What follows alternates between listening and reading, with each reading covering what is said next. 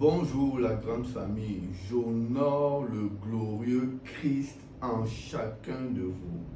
Vous êtes bénis de toute bénédiction dans le Christ céleste. Il est votre bénédiction, il est notre bénédiction. Nous pouvons dire Amen à cela. C'est toujours un privilège et un honneur de me présenter à vous pour partager avec vous l'enseignement de Christ. Nous avons dit que cette plateforme parlera essentiellement, sur cette plateforme nous parlerons essentiellement sur l'œuvre de la croix. Parce que c'est à partir d'elle que que Christ a fait de nous la nouvelle création. C'est à partir d'elle que nous sommes la nouvelle création. Et il est important de la comprendre, de la connaître, de connaître ce que Christ a fait à partir de l'œuvre de la croix pour commencer à faire l'expérience. Donc je suis vraiment honoré et saisissez cette opportunité pour naviguer, pour voyager avec moi autour justement de la croix. Christ est notre croix. Nous pouvons dire Amen à cela. Et ce matin, comme d'habitude, je vais parler de la croix. Au travers d'un verset, Luc 4, verset 18, il est écrit: L'Esprit du Seigneur est sur moi, parce qu'il m'a oint pour annoncer la bonne nouvelle aux pauvres, pour guérir les cœurs brisés, pour proclamer aux captifs la délivrance et aux aveugles le recouvrement de la vue, pour renvoyer libres les opprimés, pour publier une année de grâce du Seigneur. Amen. Je vais brièvement vous présenter le contexte. Il s'agit de Jésus-Christ qui ouvre le rouleau et commence à proclamer cette prophétie d'Ésaïe. Il était à la synagogue. Et ce qui était intriguant, c'est que normalement, dans la tradition juive, quand on ouvrait le rouleau, il fallait suivre un ordre. Jésus, dans lui, il ouvre le rouleau où se trouvait la loi, les psaumes et les prophètes. Il commence justement par cette prophétie d'Ésaïe. Tout le monde a été scandalisé parce qu'il n'a pas respecté l'ordre. Mais il est important de comprendre que l'ordre vient de lui. Et dans ce verset, dans cette écriture, dans cette prophétie qu'il était en train justement de lire, il était en train de nous annoncer quelque chose.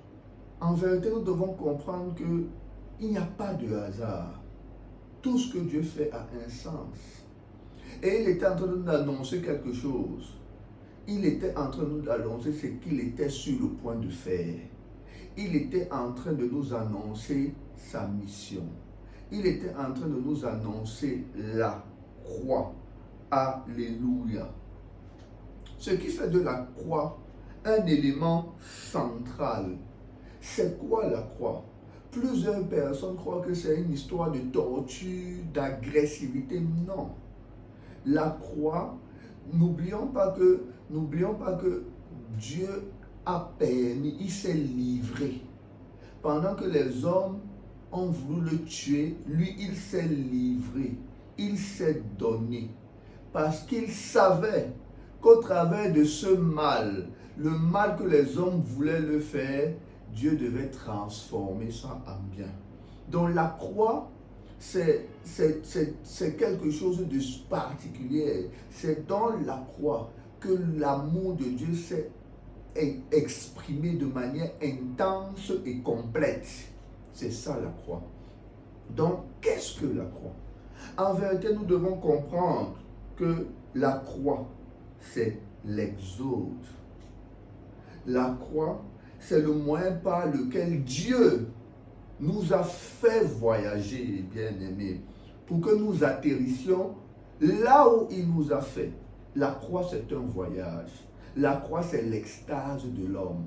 Donc, ça veut dire que c'est le voyage dans l'esprit pour que justement nous puissions être en contact, comprendre, nous connaître au travers de Christ, pour que nous puissions être influencés par les énergies de Dieu. Donc la croix, c'est l'exode. La croix, c'est l'extase de l'homme. Lui-même, Dieu, qui nous a embarqués, qui nous a fait voyager. Ce qui fait en sorte que nous ne sommes plus au même endroit. J'ai une bonne nouvelle pour toi. Christ t'a déjà fait traverser. Tu as déjà traversé. Et tu as atterri au bon endroit. Là où il t'a fait. Où il peut maintenant t'administrer ses énergies. Il peut maintenant influencer ta conscience pour que tu marches dans la révélation de ce qui tu es en lui. Alléluia. C'est une très bonne nouvelle. Donc de ce fait, la croix, c'est l'exode. Et quand je parle d'exode, vous pouvez faire la relation avec Moïse. Effectivement, Moïse était une figure, on appelle ça une préfigure, la préfiguration de Christ. Et nous voyons très clairement qu'il a été aussi envoyé pour sauver le peuple d'Israël. Et quand on voit sauver, on peut faire clairement le rapprochement avec Jésus-Christ. On peut faire, et pour donc sauver, il a fait voyager. Dont les Israélites ont traversé. Ils sont quittés de l'Égypte pour Canaan. Donc c'est exactement ça. C'était une représentation, une figure de la croix. Et le véritable, celui-là qui est parfait, il nous a fait aussi voyager à la croix. Là, ce n'est plus une préfiguration. C'est une réalité. C'est quelque chose qu'il a fait. Tout ce qui était ombrage, tout ce qui était préfiguration n'était pas éternel, n'était pas permanent, n'était pas efficient. Mais ce que Jésus-Christ a fait, là est devenu permanent.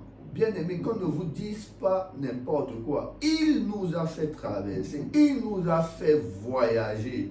Il nous a fait voyager et nous sommes assis. Et parce que nous sommes assis, nous pouvons voir. Laissez-moi vous dire, quand nous étions dans l'économie de Moïse, avant la croix, le mouvement prophétique fonctionnait d'une certaine manière.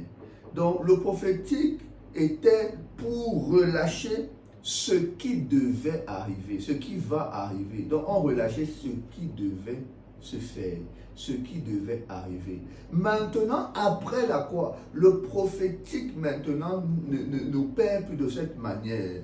Le prophétique maintenant est là pour communiquer, annoncer et établir ce qui a déjà été fait, mais qui n'est pas forcément visible.